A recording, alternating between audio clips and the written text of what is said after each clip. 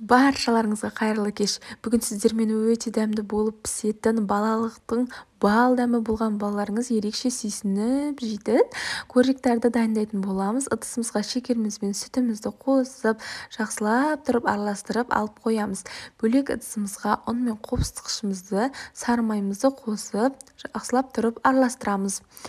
Жақсылап араласқан қоспамыздың үстінен жұмыртқамызды және де сүт пен шекеріміз араласқан сұйықтықты қосып, жақсылап тұрып қамыр илеп аламыз. Жақсылап иленген қамырымызды видеодағыдай етіп орап 15-20 минутқа тоңазытқышқа жібереміз. 15-20 минут уақыт өткен соң қамырымызды алып, жақсылап тұрып жайып, қатты жұқа болып кетпесін, өзіңіздің қалауыңыз бойынша қалаған формаңызбен жақсылап кесіп алып табаға орналастырамыз. Бетіне жұмыртқа жағып шығып, қалауыңыз бойынша пісіресімен бетіне аздаған шекер жарты бөлігіне жаңғақты үгітіп қостым. Және де осының кейін пешке әдемілеп тұрып пісіріп аламыз. Өте керемет болып шығады.